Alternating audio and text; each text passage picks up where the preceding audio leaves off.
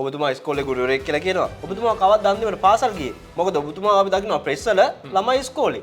නියෝජ්‍ය අමති කෙනෙක් වෙලා දැන් ඉතින් සැප විඳගෙන ඉන්නවා. මහින්ද ජයසිංහ කියන්නේ වෘත්තීය සමිති නායකයෙන්නේ.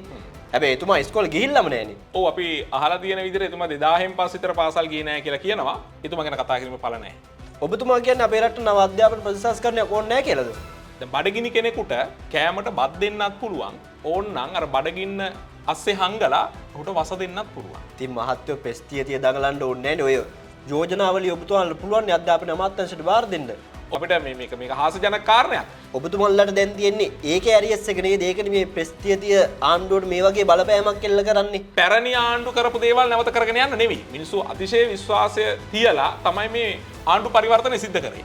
එහෙම තෝරාගත්තු පිරිසකට විතරක් ඒ වගේ අවස්ථාවක් දෙනවා. පැහැදිලිව මොනවද අමුඩේ පශ්චාත් භාගයේ වගේ එකට හිටපු වෘත්ති සමිති තියෙනවානේ.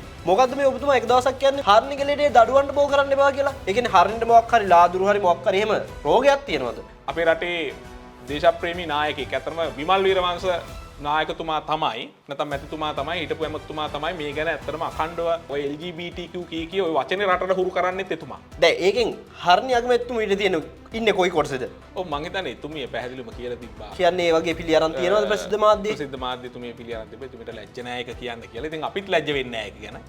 ඔබතුමාලත් මාධ්‍ය සාකච්ඡා තිය කයිය ගහනවා. හැබැයි ඔබතුමාලට පුළුවන් ද ආණ්ඩුවට බලපෑමක් කරන්න ගුරුවරු 100ක් පාරට බස්සන්න? ඔව් සුපුන් මේ ආණ්ඩුවත් හිතන් ඉන්නේ ওই විදිහටම තමයි. 100ක් නෙමෙයි මං හිතන්නේ ඔබතුමාලට ගුරුවරු 10ක්වත් එක්ක අහු කරගන්න පුළුවන් වෙයිද කියලා. තා පැහැදිලිව මේ කාරණේත් අපි රටට කියන්න ඕන. ගුරුවරුන්ගේ පඩිය ලොකුවටම වැඩි වුණා. අද ගුරුවරු අහමින් ඉන්නවා එදා එතකොට මහින්ද ජයසිංහ කිව්වේ මේ වැටුප් වැඩිවීමේ 3න් 2 නෙමෙයි යාගේ මොකක් හරි 3න් 2ක් ගැනද කියලා. එතකොට මේගොල්ලෝ ඉතින් උපක්‍රමශීලී මේගොල්ලෝ ඉතින් අපි දන්නවනේ.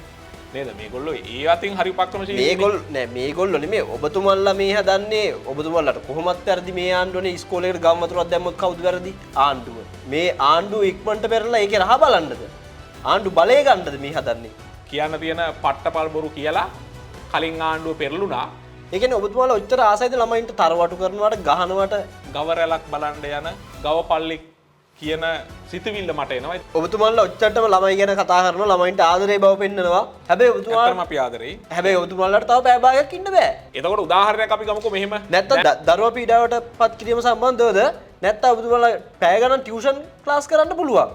මේ ආණ්ඩුව මෙහෙ වෙන්නේ ජාත්‍යන්තරේ උමනා මත. මොකක්ද ජාත්‍යන්තරේ උමනා මත? මේක හයිටියක් කරා යන එක වළක්වන්න බැරි වෙයි. මේ අපේ රට ජනතා විමුක්ති පෙරමුණේ ආණ්ඩුවක් තියෙන රට. ඒ රට විනාශ කරන්න එහෙම හිතන මිනිස්සෙට්ටත් පිස්සු කියලා. ඇත්තටම එහෙම හිතන මිනිස්සෙට්ටත් පිස්සු නැත්තම් එතුමාලාට පිස්සුද? ඔය ඇත්තටම සුකුනේ නැත්තම් ඔබතුමාලා මේ බිල් එකද මවන්නේ නැති බිල් එක.